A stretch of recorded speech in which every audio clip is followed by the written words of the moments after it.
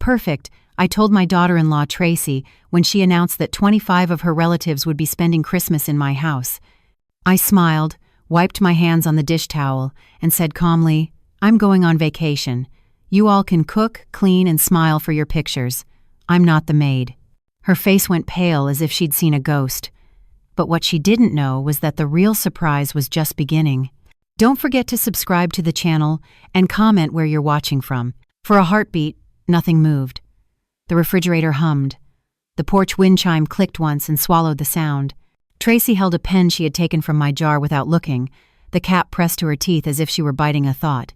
Brian shifted his weight, the way he does when he wants to take a side without taking a side. The fairy lights blinked again. I saw my face in the window, that small crescent of a smile people mistake for surrender. It was not a surrender. It was the weight of something finally set down. Tracy touched the calendar as if she were rearranging the weather.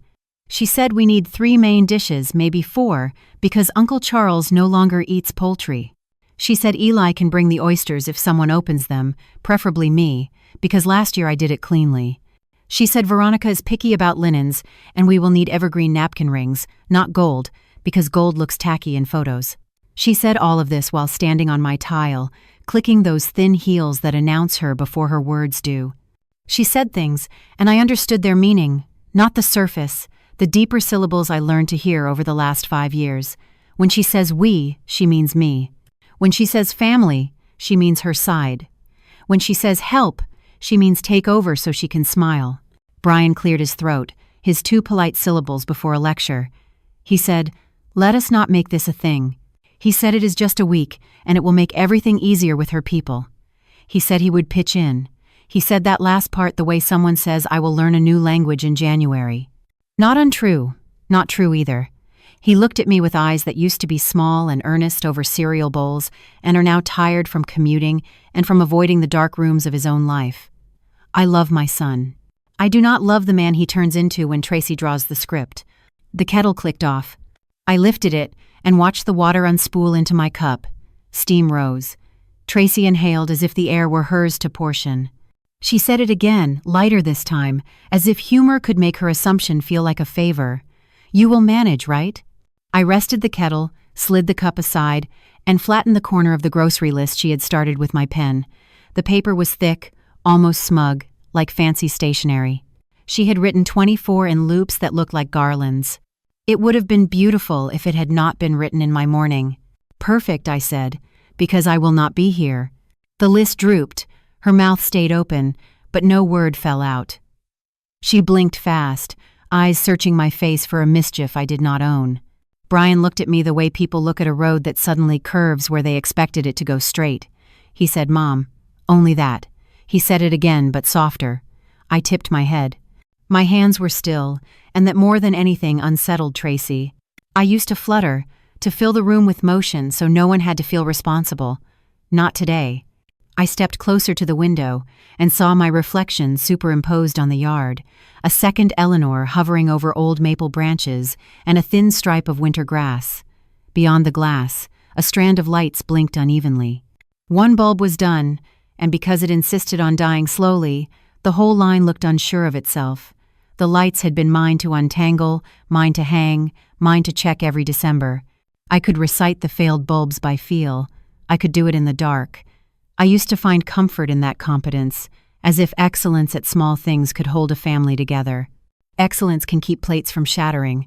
It cannot stop a person from stepping on you while admiring your shine. The kettle popped softly as metal cooled. I set my cup down untasted. I asked Tracy if she had already told them they would be staying here. She said, of course, and smiled with that smooth porcelain smile she uses when she thinks an outcome is inevitable. She said her uncle had already bought his ticket. He is very generous when impressed. She said her sister could help Brian with business advice if the dinner felt elegant enough. She said her cousins would do a video of the whole thing for their socials. Great exposure for Brian's work. Exposure. I watched Brian's face when she said that word. He nodded without understanding that he had been renamed. I told her I hoped the video would be beautiful. I told her the house would be quiet and clean when she arrived with her crowd. I told her the key was where it had always been, under the blue ceramic bird by the porch rail. I told her the pantry would not be stocked. I told her the linens she likes were boxed in my room and not to open my door. Brian started to say something. He stopped. "Good," I said. He backed away with both hands lifted in that gesture that means I want peace more than I want the truth. She said, "I cannot leave." She said, "Brian will not let this happen." She said all of it in a voice that cracked at the edges. What she meant was that this does not fit the script I wrote for you. I said I am going to rest. I said this house will always be my home, but I am not anyone's plan. I said it without raising my voice because raised voices are attacks on the throat, and they rarely change the law. Law changes quietly, on paper, with signatures, with decisions made long before people hear about them. The lights blinked while we did not speak. I do not believe in omens, but I believe in patterns. I have watched people flicker around me for years, bright when they need me, dim when I do. My hands found the dish towel. I dried the cup I had not used. I placed it where it belongs, top shelf, left side. The mind finds order when the heart wants to scatter. Tracy shifted her weight and turned the grocery list over, as if there might be another answer on the underside. Brian rubbed his jaw the way his father used to after long days, a ghost echo that can still puncture me if I let it. I did not let it. Love can be a soft blanket. It can also be a blindfold. I tied it differently now. Tracy said the guests have already booked time off, and the children have bought matching pajamas. She said Uncle Charles hates last-minute changes. She said I would embarrass her if I disappeared. Embarrassment is a curious god. It eats the wrong people. I said this was not my disappearance. It was my arrival. She did not ask what that meant. She asked, "Where are you going?" I told her I am going to visit a friend by the water. That was all. I do not owe itineraries to people who do not ask my name before they ask for my labor. The room smelled like cinnamon again when the oven timer I had not set chimed. I had forgotten I left bread warming. I pulled it out and set it on the stove. I watched steam ribbon up into the air, disappear, return as scent, disappear again. Tracy tried another smile. She said she had always thought of me as her second mother. The word sounded like a borrowed dress, a size too small. Brian looked at me, eyes pleading toward an old version of me, who would accept a warm lie because the truth would bruise a holiday. I cannot carry holidays that break my back and call it family. I rinsed the knife she used for her list and dried it slowly. The sound of cloth over steel calmed me. I placed the knife in the drawer. I told them I would be leaving at dawn. I told them they can use their own cards to purchase their own meals. I told them the cleaning service I pay for would be on pause until January. I said these things as facts, not attacks. Facts settle like snow. Attacks blow away like ash. Tracy's cheeks colored. She said this is impossible. Brian said maybe we could get takeout. Tracy threw him a look that said, "Do not be ridiculous." Brian shrugged, and the shrug was a small confession he had practiced for years. Outside, a neighbor's car door thumped. In my window, across my face, a new slice of winter sun slid. I looked like a woman who had not slept enough and had finally decided to sleep. I let them stand there a while. In the silence they avoid. People will do incredible gymnastics to avoid silence. They will fill it with orders, with lists, with opinions about napkin rings. Silence was my ally now. In silence, the truth becomes audible. Brian said one more time that he would help, that he would do more this year. I nodded. I did not say what sat in my mouth. I did not say you had said that before. I did not say time is not elastic, not even for those who love us. I simply said, I believe you will learn. He studied my face as if it contained a map. Maybe it did. Maybe he could finally see the roads I had paved so he could drive straight and never know the labor under his wheels. I reached for my coat on the peg by the back door. The wool is soft from years of winter. I slid my arms in and buttoned it up. I told them I needed to buy bulbs for the outside lights. I told them one string was failing, and when one bulb dies, the others doubt themselves. That is how it works in a series. One small death and everyone behaves differently. I opened the door, cold air rushed into the room and lifted the edges of the grocery list that would no longer be mine. Tracy pressed it flat as if that could flatten me. She said, Eleanor, you cannot be serious. I stepped onto the porch. The chime moved once and then settled.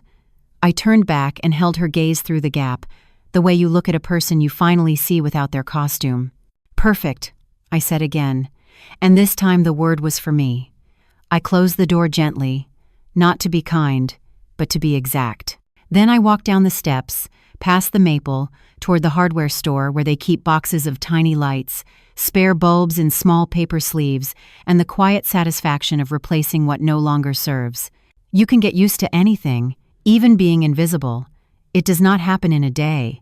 It happens like a slow dimmer, softer every season, until the brightest room has the low light of a hallway at night. I learned that by counting minutes on a clock that never kept time. My father's old wall clock loses 3 minutes a week. I have been setting it forward for years. You would think it would annoy me. It soothed me. It gave me a ritual when everything else moved without asking me. In the first winter after Brian got engaged, I bought new napkins with pine needles stitched at the corners. I ironed them while snow fell in a clean diagonal against the window. Tracy stopped by unannounced with a bag of glass ornaments and a voice full of plans. She set her phone on my table, and it began playing a playlist with bells and cheerful choirs. She asked where I kept my clothes for polishing, then reached for the cupboard where I keep them, before I could answer. She arranged the ornaments on my counter like props. I remember the shine on the red one with a shallow scratch that only shows when the light hits it sidewise. My hands smelled like starch and lemon. The clock ticked slowly. I pressed the napkin edges sharply and watched steam rise. She said we should do Christmas here because it feels warm here. She said you make it feel like old times. She looked around as if she owned nostalgia and had hired me to stage it. A spring later, I found a copy of my house key that was not mine on the hallway table. Brian said he had made it for emergencies, which sounded fair. He did not define emergency. After that, footsteps and voices learned the back door. The door chime sounded the same every time. My slippers found the same tile pattern every morning. I washed the same mugs. I stacked the same plates. If I stood very still in the laundry room, I could hear them laughing from the living room, and my name spoken as part of a sentence about sauce, about timing, about a missing ladle. The clock said 10:12 when it was 10:19. I set it forward with a fingertip, and a choice I could not yet name. On a July Saturday, Tracy hosted a barbecue where I learned exactly how people can see you and not see you in the same second. I carried a tray of corn to the patio. She lifted a camera for a group photo and called out the names of everyone on her side of the family. She did not call mine. She said, "Move left, you block the light," and I realized she meant me because I was standing between the sun and her cousin's smile. I stepped aside and became shade. The clock inside the house said 4:18 when it was 4:31. I reset it and told myself I had not come outside for the picture. I told myself I came for the corn. Brian once promised he would help more. He said it on a Sunday while we stood beside the trunk of his car, and he was loading leftover dishes to return later. He touched my shoulder and said, "After the wedding, it will be better, Mom. I will make sure of it." I tucked those words into the pocket where I keep small cures. The pocket was not deep. After the wedding, work became longer. Then the holidays clustered on Tracy's side because it was easier for her. Easier grew roots. Roots are heavy. One evening, he stood in my kitchen while Tracy ran a commentary about curtains, menus, and whether my dishes felt dated in photos. He said she is just stressed. "Mom, let us keep the peace." I told him peace built on silence is not peace. It is paralysis. He hugged me quickly as if that sentence were a flame he could smother with a gesture, and then he left the room to carry a box. I watched him go and felt a familiar tug, the one that says, "Do not take this personally. You are a mother. You exist to understand." I began to do small things alone to remind myself I exist. I rearranged the bookshelf by color because it pleased me. I learned the names of birds that visit the maple. Goldfinch, house sparrow, cardinal, when I am lucky. I took a class in watercolor and painted a bowl of pears badly and felt oddly proud of the imperfection. No one noticed the painting on the wall for 3 months. Tracy noticed the bowl I used for salad within 3 minutes if it did not match her photos. Brian noticed if the coffee ran out. I got used to making 2 pots, one for me and one for everyone else. My hands learned the temperature of water without looking. My skin cracked at the knuckles, and I kept a small tin of balm near the sink. I did not call it a sacrifice. I called it rhythm. The clock called it time. There is a certain hour in a gathering when the meat is done, the potatoes hold their shape, and the kitchen looks like a storm that has just passed. I would stand at the window then and look out while the living room lifted its voice. You learn to hear laughter the way a witness hears an alarm. Not for you, but close to you. Rarely in those hours did anyone come to take the sponge from my hand. Sometimes Brian would appear with 2 plates and say, "Want help, Mom?" And when I said yes, he would carry the plates out and not come back because someone caught his sleeve. I stopped saying yes. I stopped offering either. I did not tally these things. Tallying is a blade that cuts the person who keeps count. Once, during a New Year's toast at Tracy's sister's townhouse, I watched Brian move around the room filling glasses. He looked like his father then, attentive, shoulders square, smile reserved. I felt a swell of joy that surprised me so deeply I had to sit. Tracy made a speech about a year of opportunity and family victories. She did not say thank you to anyone who had cooked or cleaned. She said we are a team, and I learned something inside that word that night. Teams have captains. I had been given a uniform without a name on the back. The clock's pendulum began to click against its case on damp days. I took it down and oiled it myself. I held the back open and considered how small everything is that keeps the whole moving. Gears the size of buttons, a spring with a shine. If one tooth wears down, the wheel stutters. I thought about every margin I had smoothed so that other people could say a day went well. I thought about my mother's hands, small and quick, how they folded towels like letters. I thought about the last sentence she said to me that mattered. Choose gentle, but choose you. I must have been 20. It took me nearly 50 years to understand that choice is not a feeling, it is a form. There were small humiliations I pretended were jokes. Tracy was correcting the way I sliced bread in front of her cousin as if I were a new hire in need of training. A guest thanking her for a meal she did not make, and her not redirecting the thanks. Brian is sending me a text at 9 at night that reads, "We are bringing 3 more. Can you stretch the dessert?" And me, looking at the cooling rack and doing math quietly. The body remembers these moments. They lie flat for a while like receipts at the bottom of a purse. Then one day you clean out the purse and there they are with their numbers and dates, proof of an accounting you did not want to keep. Not every day hurts. There were afternoons when Tracy and I stood by the sink and she told me something unguarded, like how her sister's husband kept late hours and she feared the marriage was more photograph than substance. There were mornings when Brian sat at my table with coffee and asked about a story from my childhood and laughed where I wanted him to laugh. There were nights when the house felt like my house again because no one needed it. Those moments are the thread that binds you to a pattern, even when the pattern does not fit. Those moments are why people stay. Do not underestimate the power of a good hour to disguise a bad year. I kept the clock honest because I wanted one thing in the room to tell the truth to me. When it fell behind, I did not scold it. I pressed my finger to the minute hand and returned it gently to where it should be. Some Sundays, I let it lag on purpose. 7 minutes late meant the afternoon lasted longer, at least on the wall. It is easy to lie to yourself with small numbers. You say I will rest next week. You say I will speak up when the time is right. You say peace is worth a price, as long as the bill does not come due all at once. The bill came due in tiny slips. Brian forgot my birthday dinner and called from the road with an apology that sounded like a busy man's prayer. Tracy used my good tablecloth and put it back without washing, and when I asked, she said, "Oh, I thought it had always been like that." The grocery store clerk began to greet me by name during holiday weeks. He knew the brand of butter I bought. He knew how many pounds of flour I could carry in one trip. I began to recognize the look in my own eyes in the mirror, a look that says I am holding too much and pretending it is light. The night before the morning that started everything, I stood in the kitchen alone and listened to the house. Winter has a sound indoors. It is the hum of appliances, the soft tick of settling wood, the brief complaint of a pipe, the wind sliding over the chimney like someone speaking in the next room. I touched the clock. I felt the vibrations through the wood.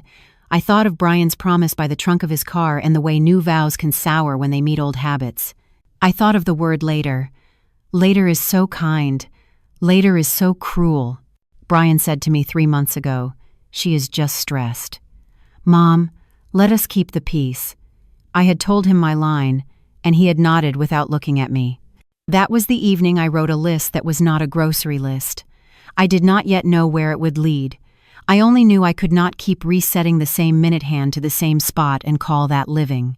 The clock chimed as if it knew how to end a memory. A clear note, then another, then a space for breath. I blinked, and the kitchen returned. Tracy set her phone on the counter.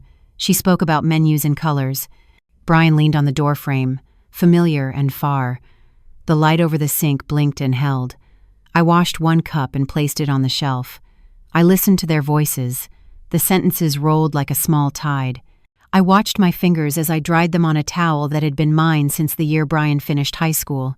The cotton had thinned, but it still did the job.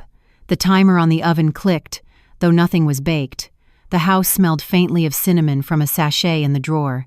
I breathed in, and it tasted like every winter I have lived in this place. The clock gave one last quiet tick, and in the space after it, I felt how large silence can be when you let it unfold. It did not feel empty. It felt like a room I had never entered, though it had always been in my house. I stepped into it and found there was enough room for my own voice. In that room, the words I would say in the morning arranged themselves without hurry. In that room, I remembered my mother's sentence and finished it for her. Choose gentle, yes, but choose you now. Tracy laughed at something on her phone. Brian scrolled. The lights stuttered, then steadied. I lifted my head and looked not at them but at the reflection of all of us in the window. It looked like a photograph that could still be changed before it was printed.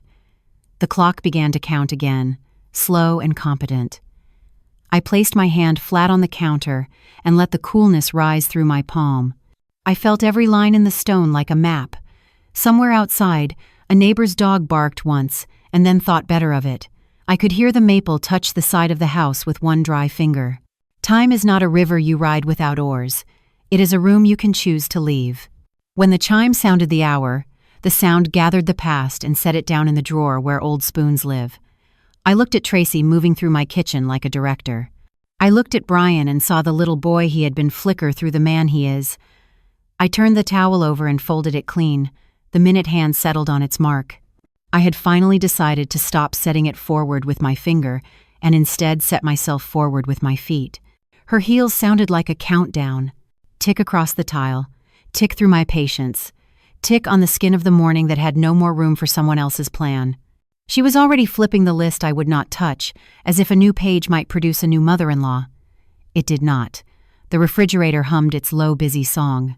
The winter sun lifted a pale stripe across the counter. I could feel where this would go if I let it. The old road, the apology, the smile that buys peace, and Bill's dignity. I stood still. She said, "You cannot just leave." She leaned on it as if it were the law. "That is the difference between cannot and will not," I said. The words surprised me with how steady they sounded, like a chair that does not wobble when you finally sit. Her mouth opened to argue, and then closed on a new tactic. Her voice found a lighter melody. "You work so hard all year. Let us take the heavy lifting. You and I can do it together. It will be special." She reached for the tea tin as if she could sweeten what she had already salted. She had not asked if I wanted tea. She set the kettle on without water. I lifted it and filled it because I do not like scorched metal in my house. Brian came in halfway. He had that look of a man who wants to be the bridge and forgets bridges get stepped on. "Mom," he said softly, "we can make this easy." Tracy did not mean to assume. It is just her enthusiasm. "Let us not turn this into a thing." He put two hands on the back of a chair like he might push the room to a better position. I felt the rim of my cup where the glaze had flaked last spring. It left a small crescent that you can only feel when you drink. The crack had never cut me. I preferred it to the cups that pretend to be whole by hiding hairline fractures. I held the cup, and it held me. I said, "It is already a thing." I said, "I am going away for a rest." I said, "The house will be ready for you to host the way you want to host." Tracy laughed in the high chime she uses when she wants to call something silly. "Going away when? We have no time. The guests are in motion." She wagged the pen at me, the way a director would wag a baton. She did not notice the way Brian's face fell, and then tried to pick it back up. "Tomorrow at dawn," I said. She used my name like it could anchor me. "Eleanor, please. You cannot do this to us. People are counting on you. Uncle Charles is very punctual. He expects a certain standard." The word expect walked around the room in small shoes. It bumped into the sink. It bumped into my patience. "What I do for myself is not something I do to you," I said. Words that fit in a sentence like that feel like a key sliding into the lock of a different door. She took out her phone and typed with the urgency of someone booking a miracle. Then she dropped the phone on the counter and tried another lane. Maybe if we gave you a budget, hire help.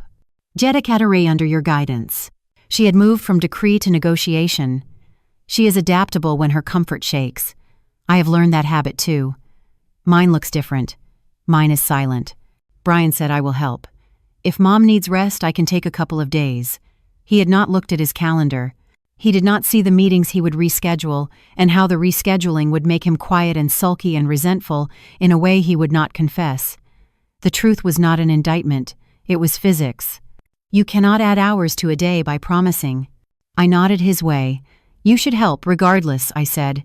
That is not medicine. That is the weather. Tracy shifted to accusation. So this is punishment. You want to embarrass me in front of my family. You want them to see me failing so they favor you. She said favor like it was currency, and I was at the counter. I let silence be the first answer. She does not like silence. It takes her somewhere she does not control. When I finally spoke, it was almost a kindness. If I had wanted to embarrass you, I would not have left. I would stay and narrate. I poured the hot water over my tea bag and watched the color bloom. The crack on the rim did not bloom. It stayed itself, honest about its damage. I lifted the cup and drank without flinching. She pressed her hands to the counter and leaned forward. Her perfume was a pale floral that sat in the air like lace. Stop being dramatic, she said. 24 people are traveling. This is bigger than your feelings. She said bigger as if my feelings were an item you can misplace like keys. I let my eyes meet hers. There is nothing dramatic about knowing when to step back from a fire that does not warm you. I have shown up for so long you forgot it was a choice. I am remembering now. Brian moved to my side as if proximity could help him assemble sentences. Mom, he whispered, almost pleading, think of how this will look. She has told them for weeks. I kept my voice patient.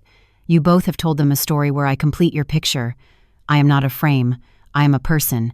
Let your picture stand on its own feet. If it cannot, that is information you needed anyway. She tried to look kind then. Her mouth softened. We love you, she said. We want you there. It will not feel right without you. Words have a flavor. Those had the sweetness of a thing said late. I believe you love comfort, I said. The room held that sentence for a second and did not drop it. Love of comfort wears good manners and always needs a chair someone else pulled out. She turned away to the sink like a stage shift. The kettle's steam had thinned to a ghost. She wiped an invisible spot that only existed to keep her moving. Then she grabbed her phone and sent a text to someone whose name flashed and vanished so fast I could not read it. There was a look that crossed her face. Not fear, calculation. That is when I knew the clock inside me had reached the part where the chime is inevitable. I finished my tea and set the cup down. The sound it made when porcelain met stone was a small, clear note. I took my gloves from the hook. I said I have errands. She looked startled. Errands. In this. The sense of urgency in her voice rose like a kettle that never turns off. We need to decide. We need to collaborate. We need to make lists. I have a list already, I said. I did not tell her that my list contained nothing that would help her dinner look good in photos. It held other items. Call Mr. Coleman at 2. Print reservation, confirmation. Set an alarm for 5:20. Those were small stones at the edge of the larger path. Plan B is what you call a plan when you tell it to people who do not deserve the truth. To yourself, it is simply what is next. Brian followed me to the back door. He lowered his voice like a man asking for mercy in a church. Mom, if you are doing this to teach us a lesson, I am listening already. I am asking for time to adjust. I placed a hand on his cheek the way I did when he was small and hot with fever. I am not a teacher, and you are not a class, I said. This is not discipline. This is me refusing to grade an assignment. I was never given the dignity to choose. He swallowed. The truth did not taste good. Most medicine does not. Tracy called after us without turning around. Be back in 20.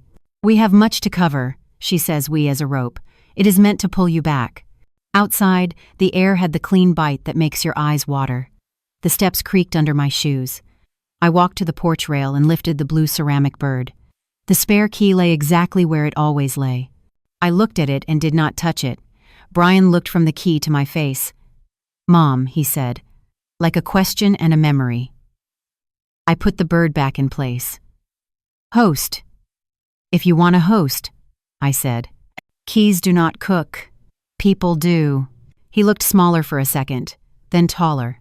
Then something like a man who might be relearning formed around his mouth. I am sorry, he said without the armor of explanation. I nodded. I did not pad the moment with comfort. That is what I used to do. I left the apology standing on its own feet so it could learn to walk. I went down the steps and across the yard to the sidewalk. The old maple rattled one dry leaf. The hardware store down the block would carry the bulbs that the outside string needed. It would also carry the small paper envelopes I like to use for tucking receipts. I had a few to tuck, not only from purchases, from thoughts I was saving for later. On the walk back, a neighbor waved and asked about holiday plans. Rest, I said. You should try it too. She laughed in the kind way women laugh when they hear something that sounds expensive. At my porch, the chime tapped once as if to say you are on the hour. In the kitchen, Tracy had moved my bowl of fruit to make room for her laptop and a stack of catalogs. She had made a little office on my counter. She told me about a ribbon she liked and a set of plates that complemented pine cones. I let the words pass like a train I was not boarding. She glanced up, and the look in her eyes said she believed time would fix me. Time has never fixed anyone who did not first pick up a tool. Will you at least write out your recipes? She said, the plea shining with practicality. I could not help the small smile that came. Even in surrender, she wanted the credit to look homemade. I said the recipes are in my head. She said, then we cannot do this. I said, then perhaps you should not. The kettle was still warm. I poured the last of the water over the tea bag, a second steep that makes a paler cup but still carries the idea of the first. I lifted the cup, and my lip found the chip again. The small roughness greeted me like an old friend who tells the truth. I thought of how long I had put my mouth to this crack without hurting. I thought of how you can drink the same tea for years and one day decide you want a different taste. Brian stood in the doorway and watched me as if the answer to everything might be hidden in the way I held porcelain. Maybe it was. The beautiful thing about a chipped cup is that it reminds you that what endures does not pretend to be unbroken. I set the cup down, and the camera in my head closed in on the hairline crescent, the thin line of missing glaze that catches light and makes a small star. Tracy swept past me to take a call in the living room. Her heels ticked away down the hall, and with every click, the morning felt lighter. She was talking quickly to someone about schedules and arrivals. Her voice thinned as the distance grew. When she disappeared from the frame, the kitchen changed temperature. The light across the counter widened. The clock on the wall ticked the same steady tick as if nothing had changed and everything had. I stood alone and lifted the cup again. I traced the crack with my thumb. It did not go all the way through. It did not need to. A mark does not have to be fatal to be instructive.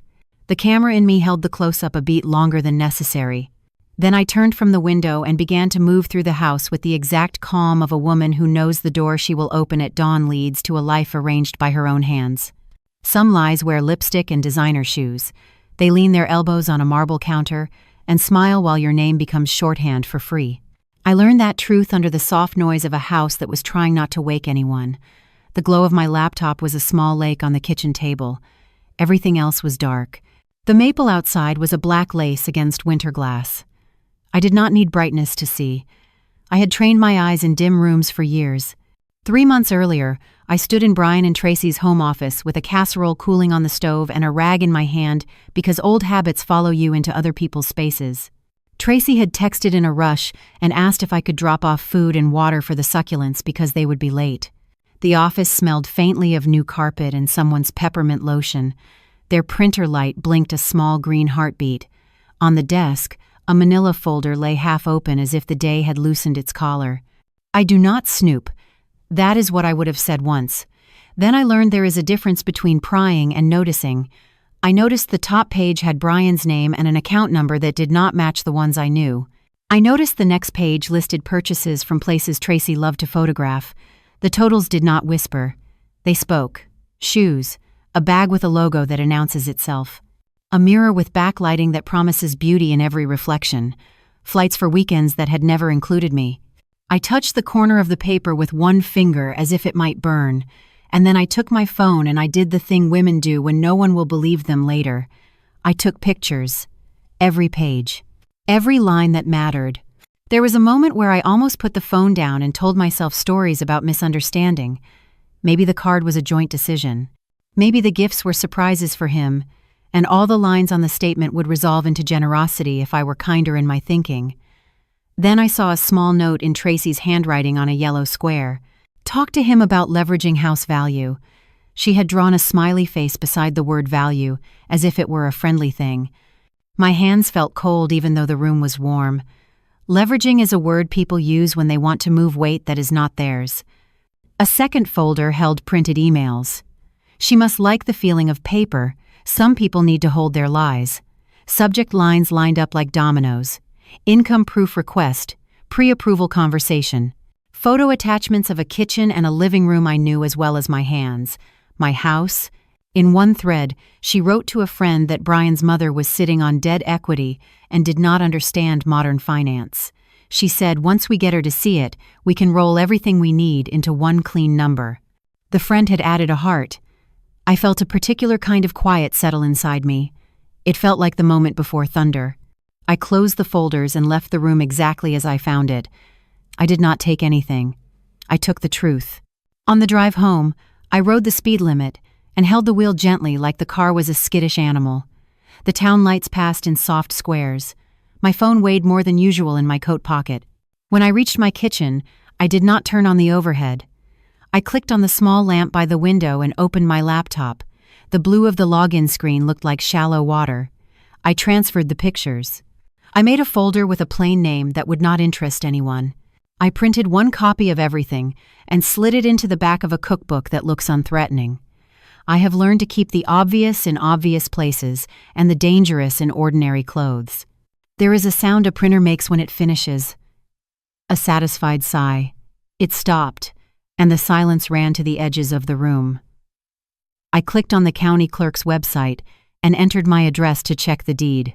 My name appeared where it should. I whispered my name once without meaning to. Then I searched city records for applications tied to my address. Nothing new. No filings. The relief was real and not enough. Paperwork leaves shadows before it leaves signatures. I wrote in a notebook, the kind of notes that look like recipes because recipes are the only code some women are allowed. Dates. Names. A little arrow toward a word I did not want to write. Convince. I poured water and touched the rim of my cup where the glaze is missing. My thumb found the rough edge. I do not break easily. That night, I slept the way children sleep when they have learned a new rule about the world. I did not cry. The feeling had moved past crying into something clear. I woke at 4 without an alarm and stared at the ceiling until the lines of light began to appear around the curtains. There are different versions of theft, the kind you can prosecute and the kind that hides in sentences that sound like love. I raised a son who does not see theft when it is wrapped in love. He sees devotion. He sees plans made for the good of the family. He sees teamwork. He does not see how a hand can be gentle and still remove what is yours. That thought did not make me angry. It made me exact. If he could not see, I would make the seeing easier, not for a fight, for a reckoning. I made an appointment at the bank. I told the manager I wanted a review of every automatic charge tied to my accounts and any attempt to change mailing addresses. I asked about alerts I could set without sounding dramatic. She looked at me, and then at my hands. She saw the balm sheen on my knuckles and the small burn scar that goes white in winter. She said, "Let us add 2 kinds of alerts." She did not ask why. The good ones never do. They can tell by the way your shoulders hold themselves that you are not an emergency, but you know one when you see it. When I came home, I did not look for a fight with Brian. I did not speak to Tracy. Silence was not surrender now. Silence was a technique. You can hear better when you are not making noise. Their voices arrived as messages and plans and small requests that told me what I needed to know. A week later, I sat with my lawyer in a narrow office that smelled like new paper and old dust. Mr. Coleman is not a large man. He carries steadiness the way others carry charm. He explained the ways a house can be guarded. He said words like, "Trust an amendment," and "we can." I listened and thought about the tree outside his window that still held 3 leaves even in that wind. I did not sign anything that day. I asked for drafts. I said send them to me, and I will read without hurry. Control does not always announce itself. Sometimes it sits with a pen and takes its time. Nights became the hours where I felt safest to assemble what I knew. The laptop warmed my palms. The screen's pale light turned the kitchen into a small stage, where only the truth had a speaking part. I mapped the purchases from the statements against dates I knew Tracy had posted pictures of things she called blessings and big girl treats. They lined up like beads on a string. I noted the cash advances that carried fees she could not afford, and the refunds that never appeared because a luxury habit rarely includes the muscle memory of returning. I found a thread where she wrote to her sister Veronica and described my house as a future asset when they expand. She used the word inevitable. If a word could bruise you without touching skin, that was the one. This is the part of the story where some people ask why I did not confront her then. The answer is simple. I was not building a scene. I was building a case. Scenes exhaust and change nothing. Cases clarify. I put all the documents in order with the dates at the top right. I wrote in pencil because pencil tells the truth about revisions.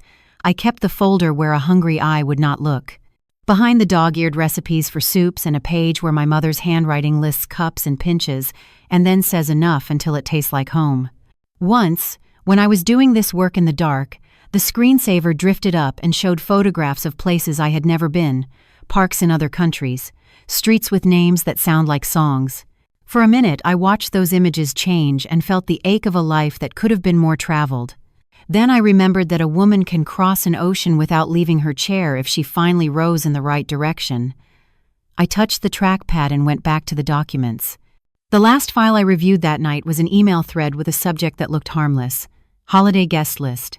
Halfway down the page, Tracy had added a line to her Uncle Charles, where she wrote about how this Christmas would show him the kind of operation she could run. Operation. A word for hospitals and wars and businesses. Not a word for a family gathering unless the gathering was something else. She wrote that an elegant event persuades like nothing else. She wrote that she could present a plan about expansion, and all the numbers would make sense once the house was part of the package. The house. There is a quiet sound the heart makes when it steps backward. I heard mine, and I did not let it move far. I drafted an email to myself with the photos attached, and a note that said simply, "These are not suspicions, they are dates." I wrote another to Mr. Coleman asking for a time. My fingers on the keys made the small, crisp noises that always calm me. When I hovered over send, I waited a breath longer than I needed. There is power in the pause before a choice. Then I clicked. The soft whoosh rose from the speakers and disappeared into the room. I watched the screen as the message left. The inbox rolled and showed me the clean white space where it had been. I closed the laptop. The kitchen exhaled. No one knew what I knew. No one thanked me for knowing it. That is all right. The people who stay quiet the longest often keep the most accurate record. I rinsed my cup and set it on the rack. The chip on the rim caught one last thread of light. Somewhere in the house, the old clock took its next small step. I turned off the lamp and let the dark be kind. I did not need revenge. I needed a mailing list. Names are little doorways. You find the right doorways, and air begins to move through a house that has been stale for years. I sat at the kitchen table at 6 a.m. with the lamp on low and the laptop waking up like a quiet animal. The cursor blinked at the top of a blank message, a tiny metronome tapping my patience into purpose. Outside, the maple held a rind of frost. Inside, the clock lost 3 minutes and did not apologize. I did not need it to. I had learned to keep my own time. From a dozen threads in Tracy's inbox, I had copied 3 addresses onto a page in my notebook. Uncle Charles Rivera, Miami, the one whose money can make a room behave. Veronica Hayes, the sister with a talent for numbers and the tone that makes debt sound like a plan. Eli Hayes, the brother-in-law who asks about square footage before he asks about birthdays. The page looked like a seating chart. My hands felt steady. I opened a new message and wrote a line that would not cause a fight all by itself. Dear Mr. Rivera, I hope you will forgive the intrusion from an older woman who has learned to be direct. I am concerned about the young couple's financial strain and the expectations being set around the holiday. English has so many ways to ask for help without saying help. Concern is the word you use when you refuse to be dramatic and still choose to act. I attached a handful of documents and then sat very still and looked at the paperclip icon as if the icon could tell me whether I had gone too far or not far enough. The cursor winked again. I added a sentence that he wore a plain coat. I may have attached the wrong file while trying to gather receipts. If so, my apologies. That little apology is a key to certain doors. People forgive accidents faster than accusations. I looked at the names in the to field and felt the strange calm that comes when your hands do exactly what your days have prepared them to do. I tapped send. The whoosh left the speakers barely louder than a sigh. I moved to a second window and began the note to Veronica. Dear Ms. Hayes, I am Eleanor, Brian's mother. I am writing as someone who has spent a lifetime balancing a checkbook with a pencil and understands how small numbers add up when no one is looking. I am concerned about the scale and cost of this holiday plan. A pause. I attached a different set of pages, careful to include the ones that would speak her language.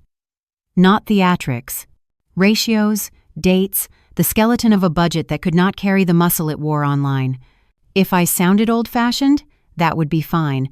Old-fashioned is often another way to say verifiable. For Eli, I chose fewer words and more pictures. He is a man who measures. Dear Mr. Hayes, I thought it might be helpful for you to understand the current constraints around property and access.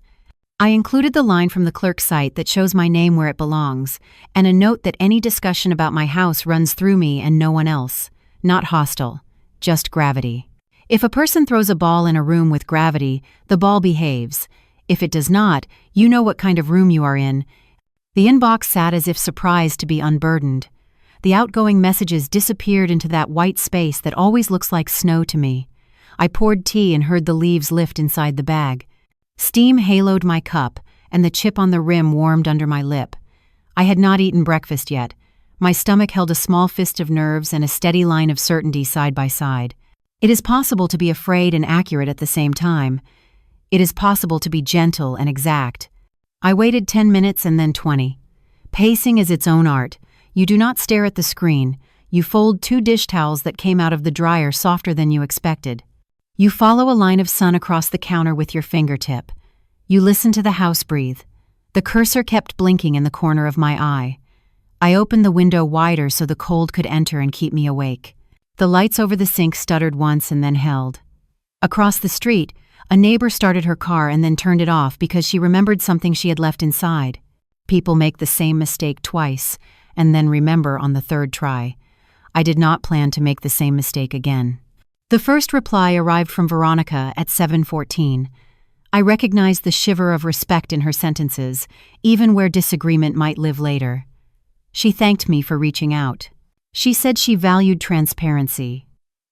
She said she would look through everything that afternoon and might have follow-up questions.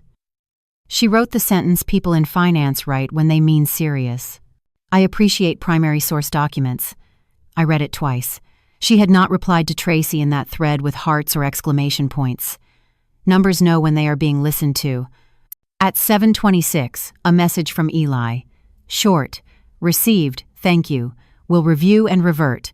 May I call in the evening? No fluff. The kind of message that unfurls later when calls begin to replace text. I felt a small muscle unclench in my shoulder. I had not realized it was tight. I rolled my neck and breathed out. The clock ticked its late minutes. I have not corrected it yet. Charles took longer. People with money and pride make you wait. When his reply came a little before 8, the tone was official and personal at once. He thanked me for my candor. He said he was sorry to hear there might be confusion. He asked if he and his wife might stop by before the holiday to meet me properly, so we could clarify the plan. He wrote clearly in a way that told me he was not asking me to perform. He was asking me to help him stand in a room with the lights on. He ended with a simple line, "It is best to discuss sensitive matters in person." I put my hand over the screen for a second and let the warmth settle into my palm. I drafted one more note, not to them, to myself. Because if you do not narrate your own actions, someone else will narrate them for you. I wrote, "Today I opened 3 doors. I did not use adjectives. I did not award myself a medal. I added a small prayer my mother used to tuck into the end of hard work. Make the truth obvious to those ready to see it. The day unfurled like a ribbon you cannot put back on the spool. I ran small errands with a new lightness in my feet. I bought bulbs for the string outside and a packet of picture hooks because a painting in the hallway had been leaning for months, and I was tired of seeing it half committed. When I stood in the hardware aisle with the little plastic boxes in my hand, my phone trembled in my coat pocket. A number I did not recognize. I let it go to voicemail. In the quiet of my car, I listened. Veronica's voice. Calm, courteous. She proposed an earlier arrival. She said family logistics had shifted, and it would benefit everyone to gather the day before to align expectations. Align is a careful word. It means let us tell the truth without losing our tempers. I sat with the voicemail and watched the cloud of my breath on the windshield. People think change announces itself with symbols. It often arrives as a polite message from a woman who knows the weight of a spreadsheet. I called back and thanked her for the courtesy. I told her I would not be available to host, but that Brian and Tracy would be at the house and could receive them. She did not sound surprised. She did not ask where I would be. Her silence around that question was its own respect. By noon, Charles had written again. He said he had been planning to land the day of the celebration but would alter his flight to the morning before. He asked if there was anything he should bring besides goodwill and an open mind. I could imagine the slight twist of his mouth when he typed that line, humor as a tool, not as a mask. I wrote back that his presence would be sufficient, and that I appreciated his willingness to accommodate an unexpected schedule. I did not include the part of me that wanted to write to bring clarity in a mirror. He seemed like the kind of man who would pack both without being told. Eli's text arrived in the early afternoon. He had reviewed property records. He appreciated the confirmation about ownership and boundaries. He mentioned quietly that he had been asked to research listings in my neighborhood for comparative purposes, and he would be standing down from that request for now. Standing down felt like a soldier laying a weapon on the ground and walking back to the campfire. I thanked him without commentary. Gratitude is most believable when it does not add instructions. All day, the cursor was my metronome. When I needed my nerve to hold, I looked at that small blink and let it pace me. Emails are not dramatic. They do not storm a room. They enter like light under a door. But light is what makes strangers into witnesses, and witnesses into voices. I did not shout. I sent. In the late afternoon, I walked home with a brown bag under my arm that held the picture hooks and a small box of tea that promised calm and graceful type. The porch chime moved once. The maple did the finger-tapping thing against the gutter. I thought of Tracy's laptop on my counter and the stacks of catalogs that taught her how to make a table look like a magazine. There is a difference between a room that photographs well and a room where truth can breathe. I unlocked the door and stepped into the familiar scent of lemon and heat. At the table, I opened the laptop again to check the ground I had made. 3 new messages waited. One from Veronica with a line that read, "I will be in town by 8 the day before. May we stop in to touch base?" One from Eli confirming the same timing. One from Charles's assistant with flight details, and a request for a brief conversation upon arrival. The subject lines felt like footsteps on a path I had cleared with a broom no one saw. I replied with the same calm I wanted to receive. "The house will be open. I will be away. They will be ready for you." I closed each tab, and then sat with the last open window, where the cursor still pulsed in a field that no longer needed words. There is a small pleasure in finishing a thing cleanly. The kettle hummed itself toward a boil. I stood and laid the new hooks on the counter and ran a finger over the curve of the metal. Simple objects that do their work without fuss have always made me feel less alone. The lamp threw a soft circle of gold on the table. I touched the trackpad. The screen dimmed and then went dark. For a second, all I could see in the glass was the reflection of my own face looking back, older and steady, the fairy lights over the sink making a row of tiny coronas around my head. The cursor was gone, but the rhythm it had held remained in my hands. Justice does not need volume, it needs precision. I reached up and turned off the lamp, and the room kept its shape in the dark, as if it had been waiting this whole time for someone to finally choose the right kind of light. I left a note, not an explanation. Explanations invite debate. Notes end conversations. I wrote the words in my slow hand so there would be no mistake if a stranger read it. Enjoy your perfect Christmas. I did not sign the note bitterly. I signed it like a person writing her own name on a suitcase. Eleanor. I slid the paper under the little stone dish on the kitchen table so the corners would not curl. Besides that, I placed the spare key. Metal on wood, 2 simple shapes under the soft cone of lamplight. The house looked back at me as if it had been waiting for this still life all along. I moved the way a person moves when she is both tired and sure. I folded one towel and set it on the back of a chair. I rinsed my cup and dried it slowly. My thumb found the chip at the rim and rested there. I walked the rooms with the measured care of a museum guard at closing. I touched the window latches lightly. I straightened a picture that had been leaning for months and finally gave it a proper hook. The little click it made as it settled was almost a thank you. I opened the curtains an inch to let the pale morning in. I set the thermostat a bit lower because empty rooms do not like to be too warm. I tipped water into the fern by the stairs and let the fronds brush my wrist in a small blessing. I stood in the doorway of my bedroom and looked at the boxes stacked inside. I turned the key and listened to the soft catch that means you are allowed to keep something to yourself. When the suitcase lay open on the bed, I packed with deliberation. One black sweater that feels like forgiveness, 2 blouses for breakfast rooms. There is a kind of white you wear when you want light to bounce back into your face. Comfortable shoes that do not ask for attention. A book with creased pages and a pencil for margins. I added the small tin of balm for my hands and the tiny bottle of perfume I use, sparingly because it smells like walking past a garden at dusk. I did not pack a clock. I wanted my wrist to learn a new hour without being told. The house was quiet. The kettle on the stove had cooled. The light above the sink blinked once, as if trying to remember a rhythm, and then steadied. Outside, the maple tapped the gutter with one dry finger. Somewhere down the block, a truck coughed into life, and then settled into a purr. It was nearly dawn. I lifted my coat from the peg and pushed my arms through the sleeves. The wool remembered me. I stood at the table and looked one more time at the note and the key. They did not look like surrendering. They looked like proof. I took a breath and said a sentence to the room. Freedom does not need witnesses. The words did not echo. They rested. I slipped my phone into my bag and slid the Do Not Disturb toggle hard to the right. If anyone needed me urgently, they could write. I would read when I chose. I turned off the lamp and watched the kitchen keep its shape. I closed the door gently behind me so the latch did not complain. The porch air tasted like old snow and clean metal. The door chime touched itself once and went still. The taxi arrived on time. The driver stepped out and lifted the suitcase without commentary. I liked him immediately for that. No questions that poke. No jokes to be polite. He settled the suitcase in the trunk and opened the back door. I climbed in and pulled the seatbelt across my coat. The street held its early hush. The houses were dark, but for a lamp in a child's room, one square of yellow on a second floor like a lighthouse window. The driver glanced at me in the mirror and asked where to. The water, I said. He nodded as if he had been expecting that answer all morning. When the door closed, the sound had a soft thud that traveled through me in a straight line. I felt it go all the way to my ribs. For a second, the thud became a wave in my ears and then a wave outside my window. The city began to slide past in measured frames. A bakery with its light on and a woman in an apron counting rolls.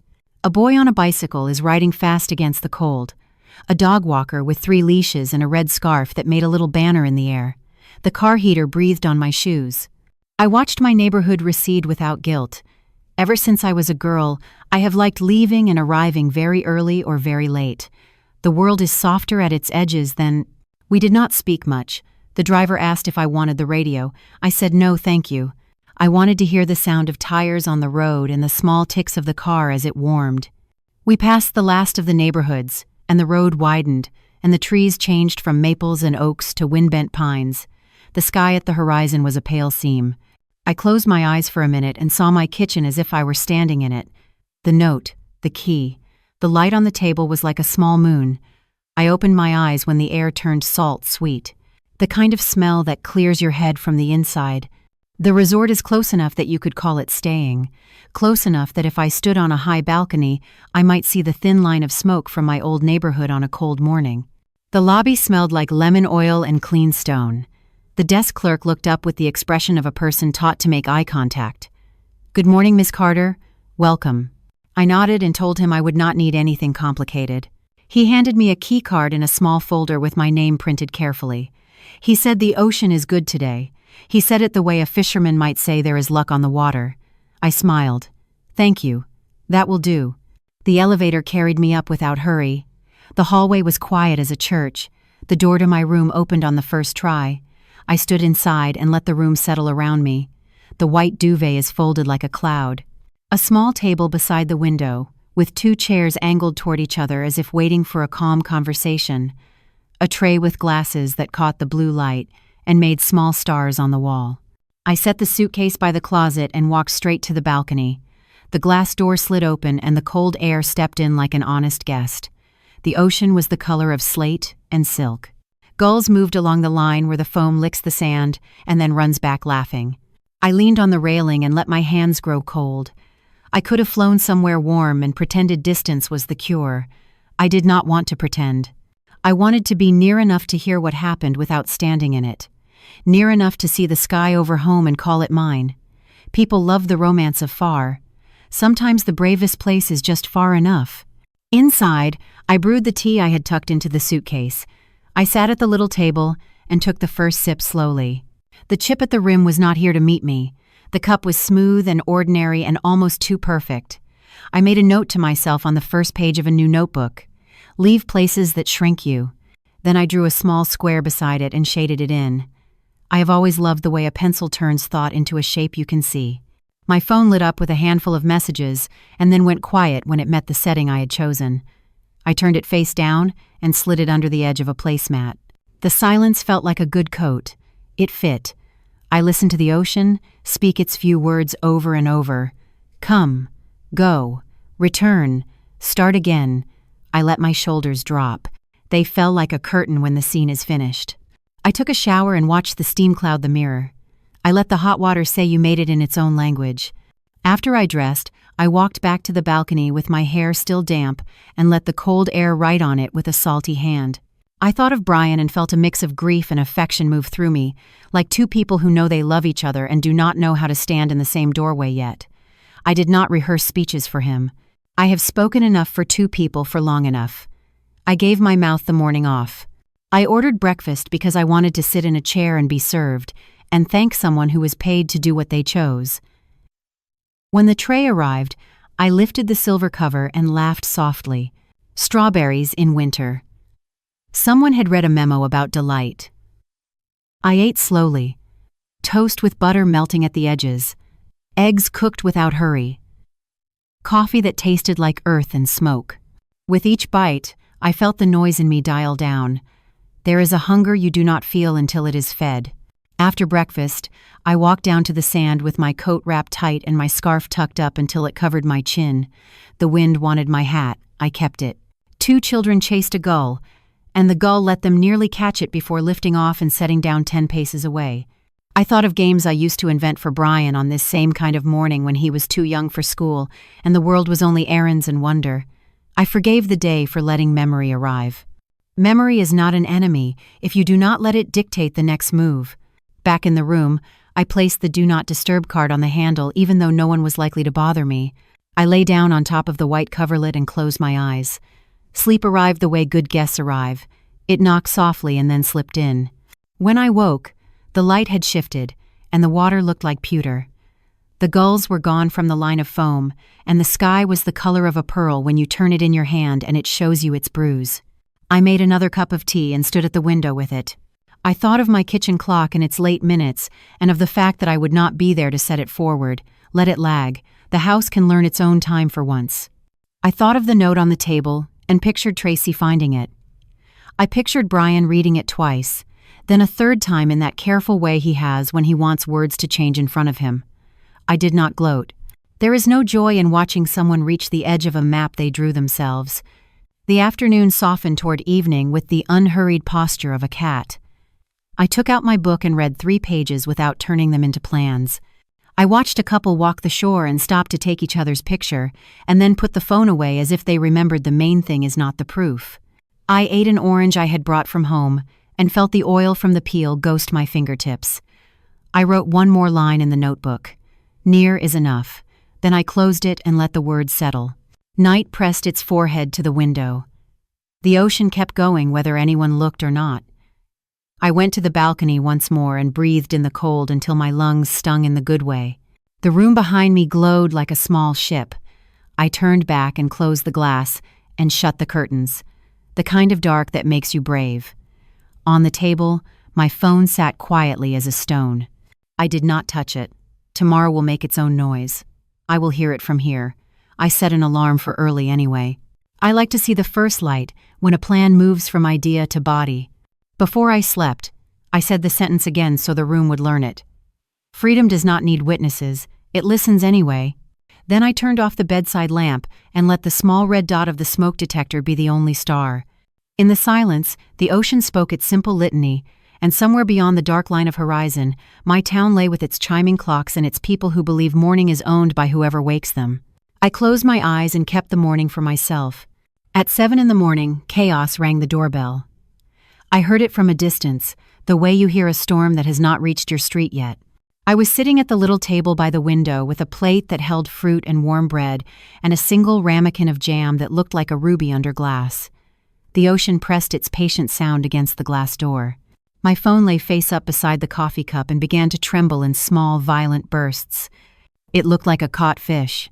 I watched it dance and did not touch it at first. I lifted the cup. The coffee tasted like earth and smoke. The waves said, "Come and go and come again." Another burst. Another. The screen lit with Brian's name. I let it go to voicemail because I wanted to hear the truth without having to carry his breath. The message arrived, and I raised the phone to my ear and listened to my son learn the weight of a morning that had arrived without my hands under it. "Mom, we have 20 people here and nothing to feed them." The sentence ran together. The edges were frayed by panic. He was trying to keep his voice level, and the fear kept rising through it like water through a crack. The ocean drew a longer breath. I pressed call back, and he answered so fast I could hear the scrape of his thumb on the screen. He began to pour words into the line as if speed could thicken them into soup. I waited until the rush made its own silence, then I spoke. "Then feed them the truth." The stillness, after I said it had a shape, I could feel its corners. He tried again. "We do not even have coffee. The store's open later. She is in the pantry. She cannot find the good plates. Uncle Charles is asking for you. Veronica is asking for a plan." I looked at the water and wished him courage the way you wish someone warmth when they step outside without a coat. "You are adults," I said. "You will find a way that belongs to you." He said, "Do not hang up. I said I would speak with you when you have decided." I ended the call and turned the phone face down, and the table hummed again almost immediately as if the call had grown legs and returned through the door. I did not answer. I cut a strawberry and placed it on a piece of toast, and ate that simple thing with the reverence of someone who used to eat standing up. A gull slid across the corner of the sky. The light at this hour is the kind that tells the truth about color. The jam was deeper than it had been a minute ago. The white of the plate was honest. The phone thudded against the wood again and again until the server passing through the dining room glanced at it with curiosity, and I smiled at her to say, "There is no emergency here that concerns you." Between the beats of the phone, I could imagine the choreography at the house, because people write their movements with their habits. Tracy goes to the fridge first, as if food appears because the door's open. Then she opens drawers and finds none of the props she wants for the pictures in her head. She looks at Brian and expects him to conjure a solution with the name Mom in it. He reaches for his phone and uses my name like a rope, and finds it does not pull me back into the room. The doorbell rings again because people with luggage prefer to be expected. The hum of voices begins to fill the corners. The naked table in the dining room stands there with its wood showing. I could almost hear the way their voices changed when they reached the edge of their planning and met the real day. My phone vibrated with a new tone, a message rather than a call. I turned it over. "Veronica. Simple sentences. We are here. We will speak with Tracy and Brian. Rest well." There was grace in those words. There was also a gentle steel. I typed a reply that fit inside one breath. "Thank you. I am away. The house is theirs to host." Another message arrived from an unknown number, and then a second with the same signature, Charles. He wrote that the flight had landed early and the driver had made good time. He wrote that they had rung the bell, and a young man had opened the door with the face of someone who expected a script and found an empty stage. He asked if I was nearby. I wrote back that I was not far but not available, and that I trusted him to hear what needed hearing from the people who had extended the invitation. He sent a single word that felt like a nod. Understood. I set the phone down and let my shoulders settle a little lower. The ocean kept marking time. The server placed a second small pot of coffee by my plate, and the lid made a soft chime when it touched porcelain. In that sound, I heard a clean line that separated one kind of life from another. My hands curled around the warmth, and the shaking in my chest eased. I could not gather their panic and turn it into order, and I did not want to. There is a mercy in letting people encounter their morning without you. Another call came. This one I answered because I recognized the shape of patience inside the number. Mrs. Carter said, a voice I had not heard before. "This is Charles Rivera. I would like to ask you 2 quick questions." His tone carried the courtesy of a man used to being obeyed without needing to raise his voice. "Ask," I said. He did not waste time. "First, are you safe and well?" "Yes," I said, and I heard how simple and beautiful those words can be. "Second, do you wish to be present for the conversation we will have with your family about responsibility and plans?" "No," I said. "I wish the conversation to happen without the gravity of my presence. I want the truth to move freely." He paused, and in that pause, I could hear the click of a mind making a respectful adjustment. Then he said, "We will proceed, and we will do so with decency." That is all I needed. "Thank you," I said. He added one small courtesy. "When you return, I hope to meet you properly." I said I would welcome that. When the call ended, the room felt larger. I picked up the knife and sliced the toast into neat halves because neatness gives the hands something to do when the ears are busy. The phone hummed with another message, and I let it lie. There is a difference between control and attention. I was practiced at both, and finally chose the kind that makes a person larger instead of small. I stood and carried my plate to the balcony and let the cold salt air surprise my face. Far below, a line of sea foam stitched and unstitched the shore. The sounds from the breakfast room softened behind me. I heard the ocean and the echo of a doorbell that belonged to another life. In my mind, that bell had a face. It was wide-eyed with the question, "Where is the woman who fixes this?" The answer was here. Drinking coffee while the morning learned new music. The phone would not rest. A flood of messages clogged the screen. Some were long strings of words and names and practical questions about stores and ovens and timing.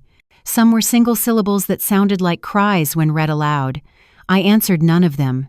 I listened instead to the gulls and the low thunder of water rolling its old syllables. Come, go, return, start again. I let those words cover me like a light blanket, and I breathed under them until my heartbeat matched the slow beat of the tide. At 8, the sun cleared a small bank of cloud, and the surface turned to hammered silver. My reflection briefly appeared in the glass, and I saw a woman whose shoulders had lowered to a new, natural place. People may not notice this detail when they see you. They will say you look rested. They will not have the language for the engineering that has been corrected inside you. That is all right. The body knows, and the body keeps the minutes more faithfully than any clock. The phone sang again. Brian. Another voicemail arrived like a cup set down too hard. I listened. He had found his way to a quieter register. He said, "Mom, I am trying." He said, "I did not know how much work you hold." He said, "I am sorry for what I did not see." Behind his voice, a woman's voice rose and fell, and rose again, and I could tell without hearing words that the story she was telling about this morning did not have me at the center in the way she needed it to. I replayed the apology twice, not to savor it, to let it be real. Then I sent one message back. You will learn best by doing. I believe you can. The morning pulled forward at a quicker pace now. I dressed in a soft sweater and comfortable shoes and walked down to the shore. The air knifed my cheeks and turned them bright. A jogger passed and lifted 2 fingers in a salute. I lifted 2 fingers back. My phone thudded against my hip in my coat pocket. I did not take it out. I watched a dog chase a stick into the water and emerge with triumph beaming from every stripe of fur. I laughed, and the sound felt unfamiliar in my mouth, and then friendly. On the way back up to my room, I paused in the lobby. The fireplace ticked as its gas settled. 2 women sat on a couch with a map between them and a pencil marking small circles. I thought of maps and of how different a day looks when you place your line down and follow it instead of wandering through someone else's plan. The elevator opened and closed around me like a thought finishing itself. In the room, the tray from breakfast had been taken away, and a new carafe of water sat on the table. The phone lay where I left it, and the screen was still. For a second, I wondered if the world had finally understood, and then it lit again with 3 messages in quick succession. I smiled. Change is not a straight path. It goes and stutters and goes again. I sat and answered only one more call. It was Veronica. Her voice had the calm of a woman who has balanced other people's storms before breakfast. She said, "We have spoken with Tracy." She said there will be adjustments. She said we will return later in the day with the necessary conversations about resources and limits. Then she added a sentence that made me look out at the water as if it had just given me a gift. "You have my respect." She did not say for enduring. She said to act with clarity. I thanked her without embroidery, and we ended the call. After that, I turned the phone off completely. The vibration on the table had done its work as a bell. The cymbal had rung. I no longer needed the sound. I stood on the balcony again and watched a new set of waves reach for the same sand. That sameness is what saves me. The world does not remake itself for our dramas. It gives us a steady line so we can choose where to stand. I stood there until the wind slipped under my collar and made me shiver, and then I stepped back inside and closed the door and understood that I had fed them the only thing that would last. I had fed them the truth, and then let them learn how to chew. The day would bring more noise. People might blame and flail and discover their own muscles. They might call this abandonment because abandonment is an easier story than accountability. The names will not matter. The work will. I picked up the book I had packed and opened it to the page I left. The words were quiet on the paper. I read them slowly, and the ocean kept marking time, and my coffee had gone cold, and I did not mind. He called me ma'am, the respect Tracy never gave. It was such a small word, and yet it slid into the space between my ribs and set a light there. I was sitting in the spa lounge where water spoke in quiet syllables from a wall of slate. Towels were stacked in white squares. The air smelled faintly of eucalyptus. My phone vibrated on the low table with a soft insistence that felt nothing like the frantic rattling of the morning. I let it hum once more before I lifted it. Charles Rivera, the name as neat as the man's voice had sounded in the messages. I pressed accept. "Good morning, Mrs. Carter," he said. "Are you well?" "I am," I said, and I heard my own voice answer the way you answer a doctor who finally looks you in the eye.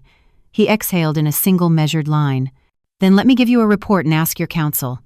The room around me slowed to match him. Water, breath, the slight creak of a wicker chair across the way. He did not waste words. "We have reviewed the documents you shared. We have spoken to Tracy and to Brian." He paused as if measuring how much to put on the table at once. "She lied to us all." I closed my eyes and saw the study in their house, that green printer light, those ordinary folders. Lies need a stage and a silence and an audience with soft chairs. Lies need believers. "You just stopped being one," I said. On the other end, I could hear the angle of his mouth change. Not a smile. Something sober that knows both grief and relief at the same time. "I came expecting holiday noise," he said, and found a boardroom with centerpieces. The list she gave us was not a guest list. It was a strategy. He described arriving at my front door to Brian's pale apology and the echoing absence of food or plan. He described Veronica asking clear questions and getting watery answers, and then firmer ones when numbers replaced adjectives. I listened and watched the water climb and fall over the slate. The sound made a rhythm for his sentences to sit in. "We will not be financing any expansion," he said. "We will not be smoothing any old debts with new goodwill. To continue would be to reward a pattern that hurts everyone it touches." His voice was not angry. It carried the weariness of a man who has straightened more situations than he has enjoyed dinners. "We will shift this gathering from celebration to intervention." The word moved through the speaker into the eucalyptus air with a weight that landed without dust. He was not asking my permission. He was informing me of a fact finally in motion. "I want to be clear," he said. "This is not about humiliation. This is about truth spoken with clean edges." He asked if I had any wish about tone. I sipped from the paper cup the attendant had brought me, mint rising in the steam. "Keep dignity at the center," I said. "No shouting. No slurs disguised as jokes. Name what is true and what will change. Ask my son to stand in the light with you, not in the corner for cover." I thought of Brian as a little boy bringing me a broken toy and saying, "Fix," and the way my hands had taught him that things can be mended, but not all at once. Charles listened with the patience of a man who prefers instructions to sympathy. Agreed, he said. He added that Veronica would handle the finances of the talk because numbers do not tremble. Eli would outline boundaries around the property and access because walls are not insults. They are facts. The spa door opened. A woman came in, wrapped in a robe, cheeks pink from the steam room, and took the chair across from me. The glass of the wall behind her held both her and a faint reflection of me. In the reflection, my mouth had softened into something like a private smile. I looked like a woman who could sit without bracing. The glass made a second Eleanor, and she looked back at me as if to say, "Keep going." Charles continued, "There were family loans made on the assumption of inheritances that were never promised," he said. "Those will be called in with payment plans that do not require pleading. There were words offered to us about contributions you would be making that you never offered. Those will be corrected publicly, so your name no longer performs tasks it did not choose." He stopped. I could hear the distance of my house in his breath, that particular hush of a living room full of people not yet sure who will speak next. "Tell me how Tracy is," I said. It surprised me that I asked, and it did not. "I am not made of one material," he answered without cruelty. "She is moving through the stages people move through when a story collapses. First, a performance of confusion, then a reach for a new narrative where she is the injured party. Now, a quieter listening, because the room will not let her do the old dance." He paused. "She is young. Youth is not an absolution, but it is a context." I heard something like gentleness slip into his cadence and then step back out so the work could proceed. "I do not want her ruined," I said. "I want her honesty." The sentence felt like setting a glass down where it belongs. He said that is the only outcome with any mercy. He added one more fact as if placing the last piece in a simple machine. "The gifts of our money will stop completely until honesty returns. If honesty does not return, the stopping will simply become the new normal." Across the room, the attendant adjusted a candle. Its flame was steady and did not flicker when the door opened for a second time. A couple came in, quiet, and the woman held her partner's hand with the easy familiarity that makes a room softer. In the reflection, I caught my face again, the curve of my cheek lifted. Freedom has its own posture. You cannot counterfeit it for long. Charles asked if I wanted to speak to Brian now. The question hung between us like a coat on a hook. "Not yet," I said. "Let him hear from the people he tried to impress. Let him taste what it is to hold responsibility without calling it by my name. I will speak to him when his sentences are not written for Tracy's camera." I said it without heat. I said it the way you say a time of day. He accepted that, and the acceptance felt like one more chair placed correctly around a table that used to wobble. He described the plan. They would gather in the dining room and keep the table bare to remind everyone that substance had to lead aesthetics for once. They would write down the false claims and the true boundaries on paper large enough for everyone to see. They would invite Brian to say what work he would do in the next month to disentangle himself from debt made in his name and habits made in his household. They would invite Tracy to list 3 actions that have nothing to do with the show and everything to do with repair. He did not know yet if she would accept, but the offer would be public, so the refusal would be honest too. He called her a young woman who knows how to decorate a story. He said today would teach her that a house is not a backdrop, a house is a promise. He asked if there was anything else I wanted named. "Just one thing," I said. "Say out loud that my house is not for leverage, not now, not later. Say that sentences about my death will never again be used as collateral in a room where children can hear." He did not gasp at the ugliness of that, which I appreciated. He simply said it will be said. The water on the slate wall fell in its even curtain. The phone felt warm against my ear. He shifted closer to the microphone and lowered his voice the way people do when they feel something like an oath forming. "In my family," he said, "we sometimes mistake generosity for love. We pour money where we should pour limits. We forgive quickly and teach slowly.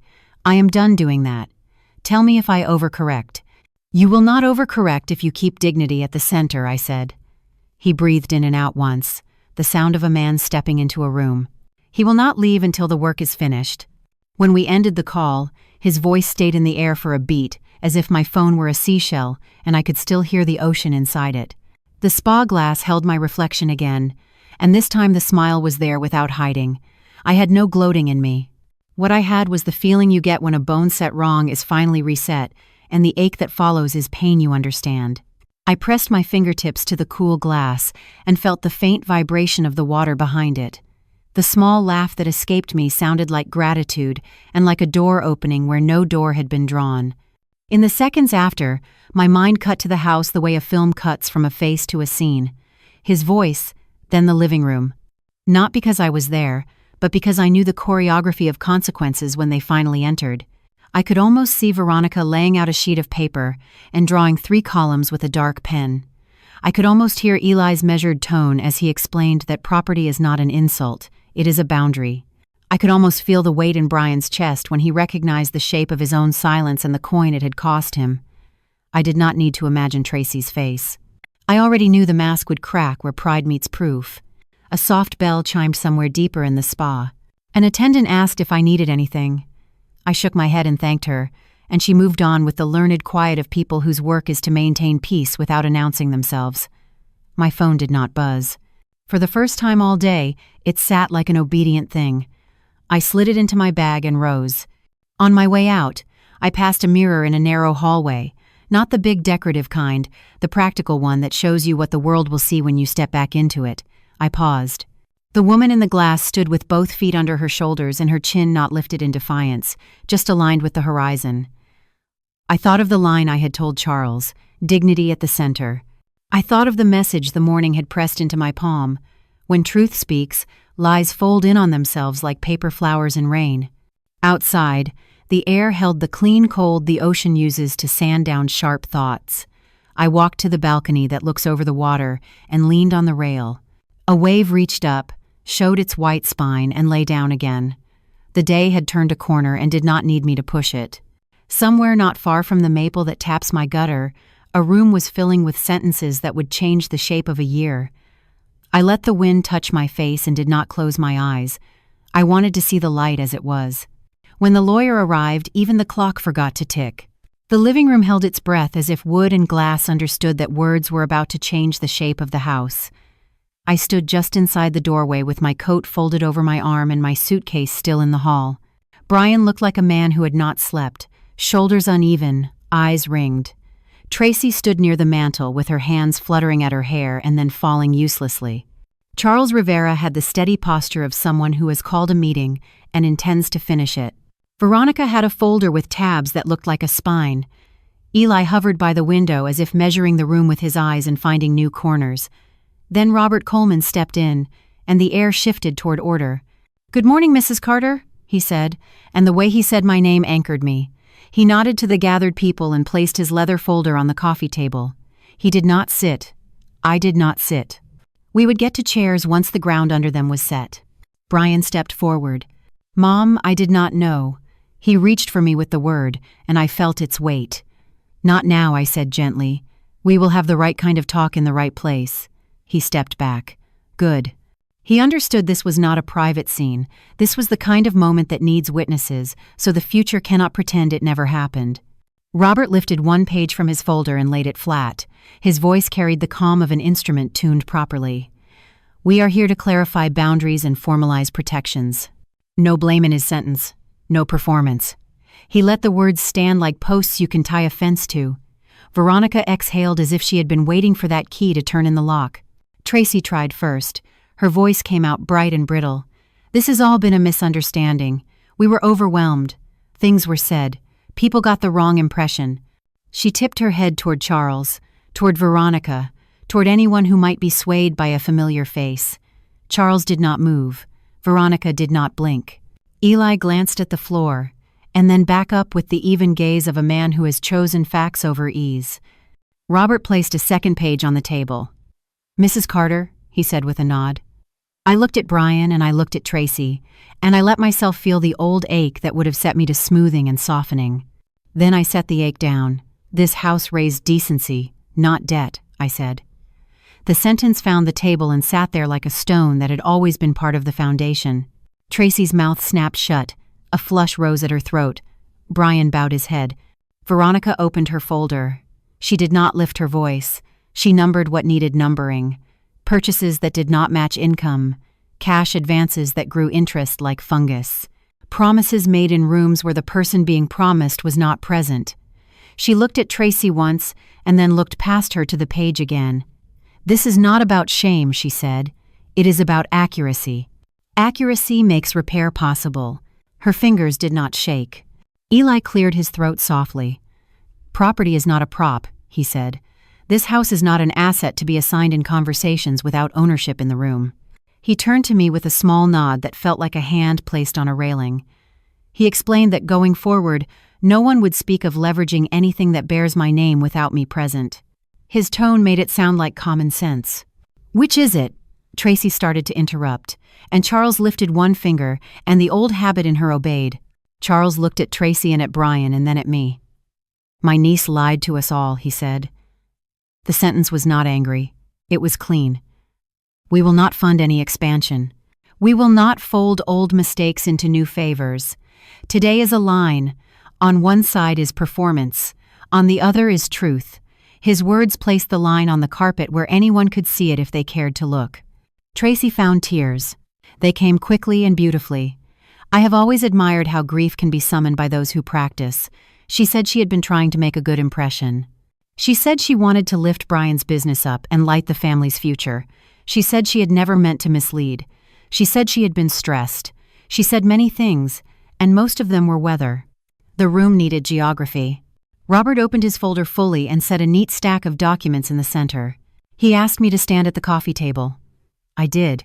He handed me a pen that felt weighted just enough to remind me to write what I mean.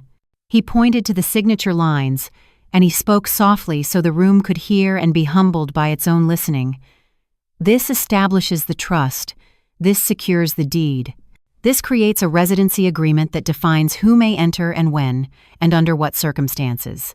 He did not drown us in jargon. He handed us plain sentences dressed correctly. Tracy took a step forward. You cannot lock me out of my own family, she said, pitching the word family like a net. I turned to her with the kind of calm that does not need heat. You invited 24 people to a house you did not ask about. You wrote checks with my name in your mouth. This agreement does not lock you out. It requires you to knock. You will receive an answer. Sometimes the answer will be no. No is not cruelty. It is a limit that keeps love from becoming theft. Brian rubbed his hands together the way his father once did when a decision had to be made. He spoke quietly. Mom, I did not see it. The way his voice broke around those words made the air move. I stepped closer so he would not have to shout his apology across the room. You will learn to see, I said. Your eyes are good. Use them on the right things. He nodded. He did not ask to be comforted. He did not ask me to finish his sentence. That was new, and I placed a small hand of gratitude on it in my mind. Robert asked me if I was ready to sign. I looked at the paper and the neat letters that spelled my name. I thought of my mother's voice, and the way she taught me to press a rolling pin evenly so the dough would hold whatever you asked it to hold. I signed. The pen made a small mark on the page. Robert turned the document, placed a seal in a small metal press, and brought it down. The stamp made a low, satisfying sound I felt in my chest. A red mark bloomed on the paper, clean and official. The seal looked like a small sun burned into winter. A seal is a promise that has learned to stand up. Tracy gasped as if a door had closed on her foot. Veronica did not look at her. She was already flipping to the page that outlined repayment. Family loans would be accounted for. Timelines would be set according to capacity, not drama. If there were debts incurred using Brian's name, those would be untangled under counsel. It will not be comfortable, Veronica said. It will be clear. She pushed a single sheet across the table to Tracy. Start here. Charles added one more thing in a voice that made even the clock listen again. There will be apologies to those who were told false stories about inheritances and access. They will be specific. General regret cannot be repaired. He looked at me. If you choose to hear one of those apologies, it will be on your terms and your timeline. He knew to place that door in my hand. He did not attempt to walk me through it. Eli spoke last, not as an afterthought, but as a man who knows that the last sentence is sometimes the key. Doors will close when they should, and open when they should. If you arrive and find it locked, you will schedule a visit and honor the answer. That is not rejection, that is adulthood. He did not look at Tracy as he spoke. He looked at Brian. The meaning landed where it needed to. Tracy's tears changed. Less glitter, more salt. She reached toward Brian out of habit, and her hand hovered. He did not move toward it. He did not move away. He held still. The room was noticed. Stillness is a language. It said, "I am listening to something besides you." I saw an old boyish helplessness flicker across his face and then thin and blow away. In its place, the beginning of a man who might stand on both feet. Robert gathered the signed pages and slid them into his folder. He clicked the clasp shut with a quiet finality that sounded like a lid placed on a pot at the exact right moment. He turned to me with a small smile that held both professionalism and respect. "All set, Mrs. Carter." The sentence lifted the tension in the room and carried it to the door. I nodded and thanked him. My voice felt like my own. The room began to shift into the softer work that follows a verdict. Veronica stepped toward Brian and asked for a table and a calculator. Charles spoke low to a cluster of cousins who had remained respectfully near the hallway. Eli walked the perimeter of the living room as if measuring where to put back the furniture of understanding. Tracy stood unmoving and then finally sank onto the edge of the couch, as if her legs had forgotten the trick of holding her. She lifted her eyes to me with a mixture of fury and pleading, two colors that do not mix well. I did not go to her. Mercy does not always rush. Sometimes mercy is letting a person taste the truth without a chaser. I stepped to the window. Outside, the Christmas lights along the porch frame had been fixed and now shone with a steady patience I had not seen in years. One bulb had failed earlier and made the whole strand stutter. Brian must have replaced it that morning. The thought warmed a piece of me that had refused to thaw. In the glass, I could see the red seal on the page on the table behind me, a small, perfect circle that refused to apologize for being visible. I watched the lights hold their glow and let the room's voices fall to a lower volume. The clock remembered itself and began to tick. The sound came back as if it had only stepped into the hall for air. I slipped my coat over my arm again and moved toward the door. Brian met me halfway and spoke in a voice that did not ask for rescue. "Tell me what you need from me today." I kept my answer simple so it would fit in his pocket. "Stand where the truth is. Carry your part. Come back to me when you are done." He reached as if to hug me and then stopped and asked with his eyes. I stepped into his arms for a brief, exact moment and then stepped out. He nodded as if a new language had just formed between us. I passed Robert at the door. He had a winter hat in his hand and a kindness in his face. He lowered his voice for just me. "You did this without raising yours," he said. I smiled. "The silence of the decent is not weakness," I said. "It was the time I spent gathering proof." He inclined his head like a man who has seen 1,000 rooms and still appreciates a true line when he hears it. The red seal glowed on the table, the living room lights glowed above it. Outside, snow began to sift from a gray sky, and the world looked briefly like a photograph that had chosen honesty over retouching. I took one last look at the house that had been my burden and my blessing, and now, finally, my boundary. Then I stepped onto the porch and into the thin winter light that makes every edge clean. The next morning, the house finally felt like mine again. It announced itself without ceremony, a square of winter light on the kitchen floor. The clock is ticking in its honest way. The faint smell of cinnamon is sleeping in the drawer where I keep sachets for cold days. Nothing tugged at me, no lists leaned on the counter, pretending to be necessary. I set water to boil and stood at the window with both palms on the cool stone, as if greeting a place after a long trip. Outside, the maple held still in the pale air. A thin skin of frost rimmed the porch rail. The lights I fixed gleamed steadily as if they had decided to work for themselves now. In the quiet, I could hear small sounds that get lost when a room is crowded. The kettle is building a soft breath. The wood answered the day in tiny cracks. The refrigerator is humming without complaint. It felt like stepping into a room I owned but had not occupied for years. I touched the chipped cup and lifted it with both hands. The rim found the same spot on my lip that it always finds. The tea tasted clean. I took the first swallow and let it go down slowly. No one asked where I was going or what I would prep or who needed what. I did not prepare myself to explain. I did not practice patience as armor. I let my shoulders fall and stay there. Brian knocked instead of walking in.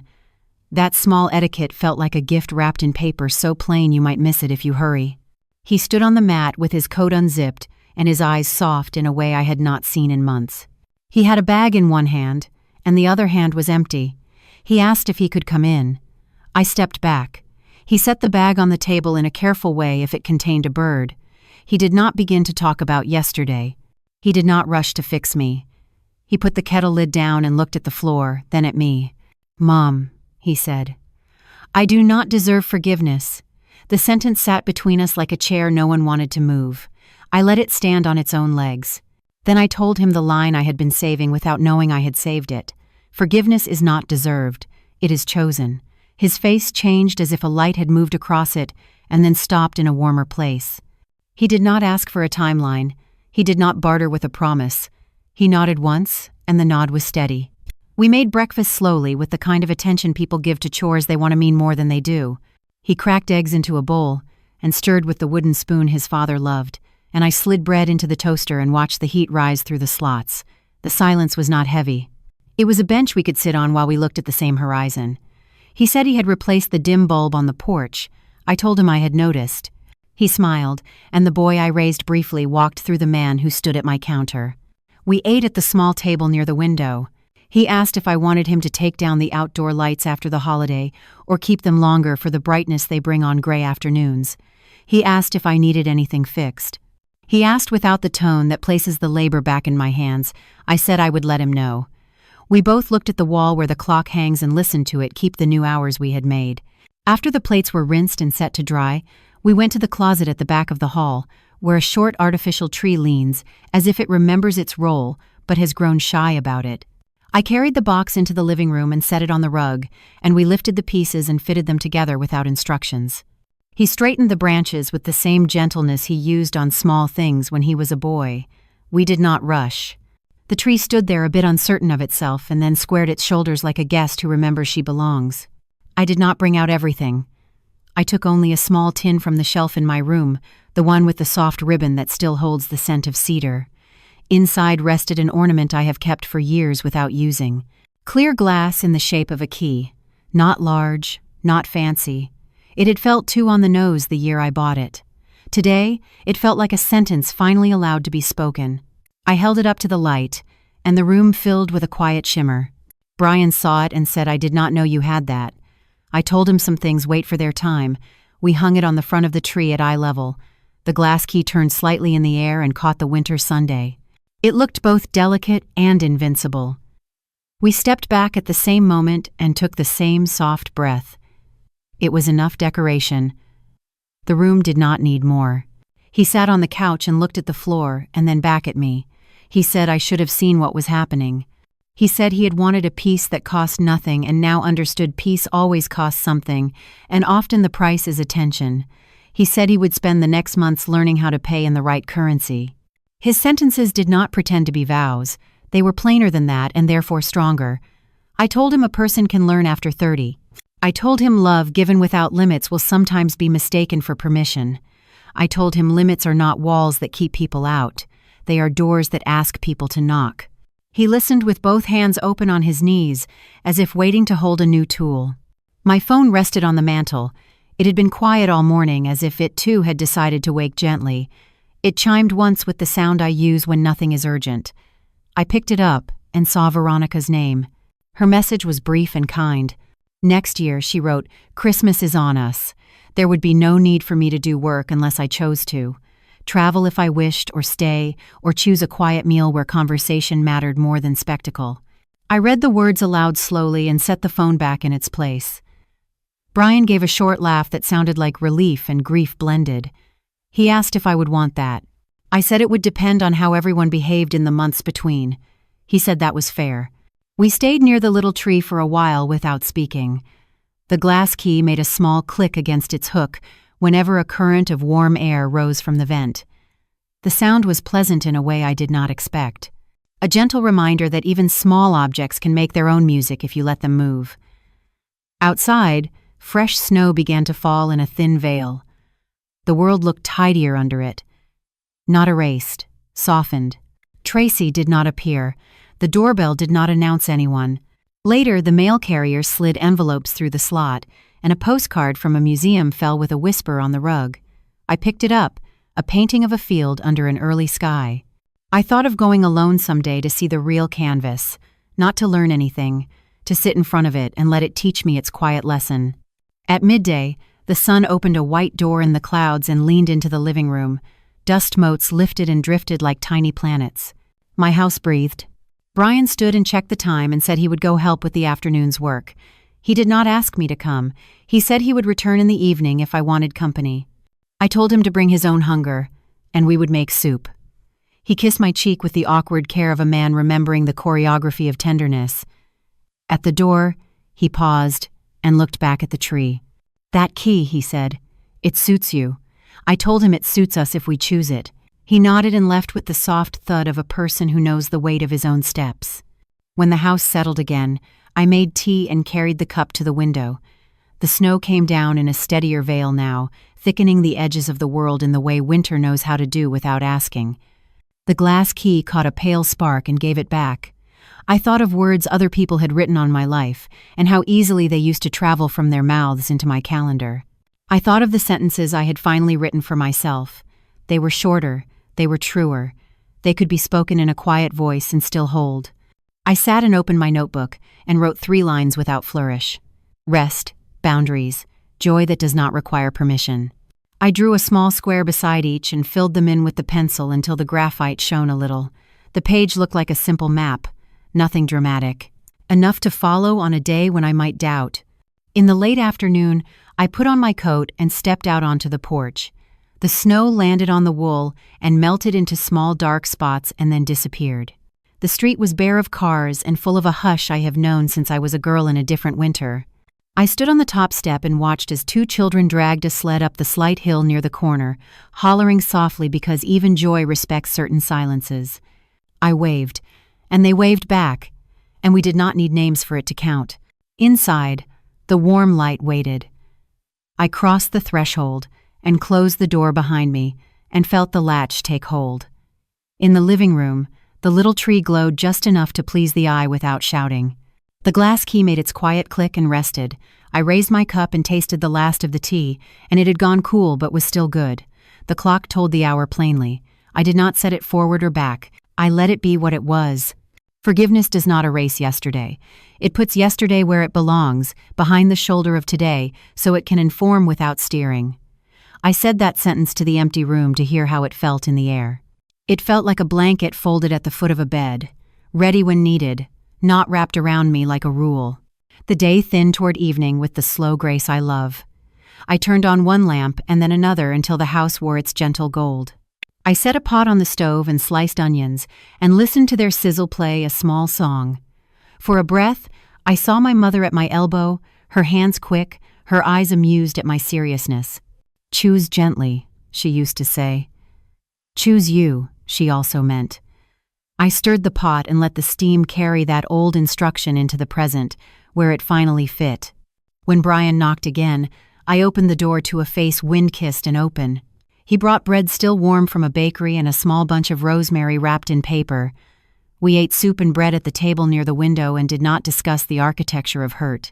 We spoke about the weather and a book he might like, and a neighbor who had put birdseed out for winter finches. After we ate, we stood in front of the little tree and the glass key and counted the seconds between the click of the clock hand and the click of the ornament, finding its quiet again. It felt like a new calendar beginning without fanfare. Later, I walked him to the porch. Snow fell in softer flakes now like ash from a clean fire. He put his hand on the rail and looked up at the roofline, and then down at the steps, and then back at me. He said he would be back tomorrow to shovel and to listen. I said yes. He went down the steps and turned at the walk, and lifted a hand. I lifted a hand back. He moved into the white like a sentence, leaving space for another. I stood on the porch until my fingers told me to go inside. The house received me the way a patient friend does. Lights warm, chair ready, nothing greedy. I turned toward the living room and the small tree and the ornament that remembers what a key is for. I sat and let the evening pass by like a good neighbor. I had not won anything. I had simply chosen. That was enough. Thank you for joining me on this journey. If you enjoyed this story, please like this video, subscribe to the channel, and share your thoughts in the comments. To listen to the next story, click on the playlist now showing on screen.